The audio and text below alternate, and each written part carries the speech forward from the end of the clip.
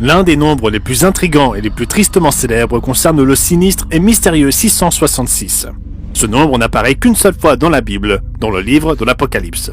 Depuis la rédaction de l'Apocalypse par l'apôtre Jean, il y a près de 2000 ans, la signification du nombre 666 a fait l'objet de nombreuses spéculations au fil des siècles. Dans cette vidéo, nous nous en tiendrons à l'essentiel et nous nous contenterons de tirer 5 points clairs de la Bible au sujet de ce nombre. Ces points s'appuieront les uns sur les autres, chacun ajoutant plus de détails et de spécificité. Point numéro 1. La Bible montre que certains nombres ont une signification et un symbolisme particulier. Le meilleur exemple est le chiffre 7, avec 7 jours de la semaine, le sabbat étant le 7e jour, et les 7 fêtes annuelles. L'Apocalypse décrit 7 églises, 7 sceaux, 7 trompettes et 7 coupes. Et la Bible contient de nombreux autres exemples de ce chiffre. Ces exemples et bien d'autres montrent que Dieu utilise le chiffre 7 pour symboliser l'achèvement et la perfection. Le 6 n'est pas utilisé aussi souvent que le 7, mais 2 exemples méritent d'être notés. Numéro 1, l'homme fut créé le 6e jour. Et numéro 2, dans le 4e commandement, Dieu ordonne à l'homme de travailler pendant 6 jours, comme il le fit lorsqu'il créa les cieux et la terre, puis de se reposer le 7e jour. Nous ne pouvons que spéculer, mais ces exemples suggèrent la possibilité que le chiffre 6 symbolise l'humanité et le monde actuel, par opposition au monde parfait à venir que Dieu symbolise par le chiffre 7. Point numéro 2. La sagesse et l'intelligence spirituelle sont nécessaires pour calculer le nombre 666. C'est ce que l'on trouve dans le seul verset qui mentionne le 666. C'est ici la sagesse, que celui qui a de l'intelligence calcule le nombre de la bête, car c'est un nombre d'hommes et son nombre est 666. Ce point est important car il explique que les personnes dotées de sagesse et d'intelligence, des attributs qui proviennent de Dieu, seront en mesure de calculer le nombre au moment opportun. Mais à qui Dieu accorde-t-il la sagesse et l'intelligence? Le psaume 111 verset 10 l'explique. Le commencement de la sagesse, c'est la crainte de l'Éternel. Tous ceux qui pratiquent ses commandements sont vraiment sages. Ceux qui éprouvent la crainte de Dieu en respectant profondément ses commandements et en les observant sont ceux qui obtiennent sa sagesse et son intelligence. Une remarque similaire est faite dans Acte 5 verset 32 qui explique que Dieu octroie son Saint-Esprit à ceux qui lui obéissent. Un exemple de ce principe dans l'Ancien Testament se trouve dans Daniel 5, où le roi Belchatsar vit la fameuse écriture sur la muraille. Cet exemple montre également que Dieu utilise parfois des mots et des chiffres pour transmettre une connaissance cachée qu'il révèle aux personnes qu'il choisit. Le message que Belchatsar vit sur la muraille était un puzzle de mots et de chiffres en araméen écrit par une main mystérieuse. Belchatsar fit appel à ses sages et à ses astrologues pour déchiffrer l'inscription, mais ils n'y parvinrent pas. Mais l'un des serviteurs de Dieu, le prophète Daniel, qui avait l'Esprit de Dieu, put expliquer l'énigme au roi. Voici l'écriture qui a été tracée. Comptez, comptez, pesez et divisez. Et voici l'explication de ces mots. Comptez, Dieu a compté ton règne et y a mis fin. Pesez, tu as été pesé dans la balance et tu as été trouvé léger. Divisé, ton royaume sera divisé et donné aux Mèdes et aux Perses. Cette même nuit, Belchatsar, roi des Chaldéens, fut tué. Ce point nous aide à comprendre que nous ne pouvons pas faire confiance à tous les prédicateurs à la télévision et sur YouTube pour expliquer le nombre 666, mais que nous devons nous tourner vers les véritables serviteurs de Dieu qui enseignent et s'appliquent à garder ses commandements et qui détiennent son Saint-Esprit. Point numéro 3. 666 est le nombre de la bête. Apocalypse 13 verset 18 dit que 666 est le nombre de la bête. Le verset 17 l'appelle le nombre de son nom, en référence à la première bête décrite dans Apocalypse 13, versets 1 à 8, celle qui monte de la mer. L'explication la plus ancienne sur la signification de 666, le nombre du nom de la bête, est attribuée à Polycarpe. Il fut un disciple de l'apôtre Jean qui rédigea l'Apocalypse. Rappelez-vous au point numéro 2 qu'Apocalypse 13, verset 18 dit aussi que ce nombre est calculé. Comment Polycarpe aurait-il calculé le nombre d'un nom? Dans l'Antiquité, il était courant d'utiliser des lettres comme chiffres. Par exemple, il est courant d'utiliser les chiffres romains dont les lettres de l'alphabet latin ont une valeur numérique, comme I qui égale 1, V qui égale 5 et X qui égale 10.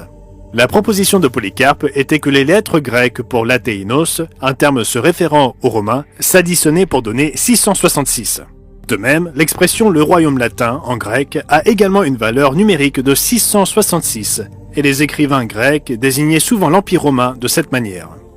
Il est à noter que le livre de l'Apocalypse fut rédigé en grec parce qu'il était destiné aux congrégations d'expression grecque de l'ancienne Asie mineure. En utilisant une méthodologie similaire dans laquelle les lettres représentent des nombres, une idée bien connue concerne l'infâme empereur romain Néron, qui est mort environ 25 ans avant que Jean ne rédige l'Apocalypse. Lorsque la forme grecque de son nom est écrite en lettres hébraïques, la valeur numérique est de 666. Ceci est lié au dernier point, car le règne de Néron représente un archétype des prophéties de la fin des temps liées à l'Empire romain. Une autre explication intéressante au sujet de 666 concerne le fondateur de la Rome antique, Romulus. La traduction hébraïque de son nom, Romite, donne également 666. Ces explications plausibles sont intéressantes dans la mesure où des noms importants se rapportant à l'Empire romain s'additionnent à ce nombre. Nous n'allons pas entrer dans les détails de l'identité de la bête dans cette vidéo. Dites-nous dans les commentaires si vous souhaitez une vidéo dédiée à ce sujet. Mais en comparant les chapitres 2, 7 et 8 de Daniel avec les chapitres 13 et 17 d'Apocalypse, nous apprenons que la bête qui monte de la mer dans Apocalypse 13 représente le système d'empires humains issus de Babylone, y compris l'Empire romain et sa dernière résurgence à la fin des temps, dirigée par un puissant chef politique.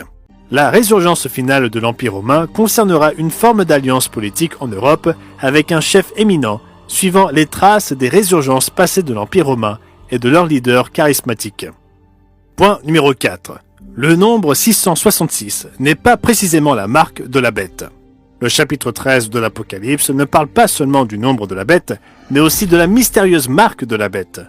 Apocalypse 13, versets 16 et 17, « Et elle fit que tous, petits et grands, riches et pauvres, libres et esclaves, reçoivent une marque sur leur main droite ou sur leur front, et que personne ne puisse acheter ni vendre, sans avoir la marque, le nom de la bête ou le nombre de son nom. » Ces versets, ainsi que d'autres, indiquent que la marque de la bête et le nombre 666 sont liés d'une certaine manière, bien qu'ils ne soient pas identiques. La marque de la bête est un signe de désobéissance à Dieu, tandis que le nombre 666 sera spécifiquement lié à l'identité de la bête, son nom ou le titre qu'elle porte, comme nous le verrons dans notre prochain point. Pour plus de détails sur la marque de la bête, consultez notre vidéo 7 faits concernant la marque de la bête. Point numéro 5. 666 est le numéro du nom ou du titre d'un homme. Relisons Apocalypse 13 et au verset 18. C'est ici la sagesse, que celui qui a de l'intelligence calcule le nombre de la bête, car c'est un nombre d'hommes, et son nombre est 666. Ce point indique fortement que le nombre 666 se rapportera à un homme spécifique, probablement le leader de la résurgence de l'Empire romain à la fin des temps, qui, dans une certaine mesure, suivra les traces de ses prédécesseurs, tels que Justinien dans les années 500, Charlemagne dans les années 800, Othon le Grand dans les années 900, Napoléon dans les années 1800 et Hitler et Mussolini dans les années 1900. Notez que ces personnages historiques se situaient tous en Europe. Cet individu sera probablement à la tête d'une puissance politique qui émergera en Europe, composée de 10 nations ou leaders principaux, représentés par les 10 cornes de la bête dans Apocalypse 17 et les 10 orteils de la statue de Nebuchadnezzar dans Daniel chapitre 2. Satan lui accordera un pouvoir extrême, l'amenant à proférer de grands blasphèmes contre Dieu, ce qui culminera par une adoration et un culte ultime et mondiaux de cet homme et du diable lui-même, comme le décrit Apocalypse 13, verset 4. Et ils adorèrent le dragon, parce qu'il avait donné l'autorité à la bête. Ils adorèrent la bête en disant « Qui est semblable à la bête et qui peut combattre contre elle ?» Son nom ou son titre se rapportera au nombre 666, peut-être de la même manière que les noms de Néron ou de Romulus l'eurent été, comme mentionné précédemment. Les chrétiens sincères ne devraient pas se focaliser sur le nombre 666, mais devraient adopter une approche de patience, de sagesse et de compréhension. Il est bien plus important, d'ici à la montée de la bête, de rechercher la sagesse et l'intelligence qui viennent de l'obéissance à Dieu et de la mise en pratique de ses commandements. Si vous avez aimé cette vidéo, abonnez-vous à notre chaîne afin d'être notifié d'autres vidéos qui vous aideront à comprendre votre monde à travers les pages de la Bible. Merci d'avoir regardé.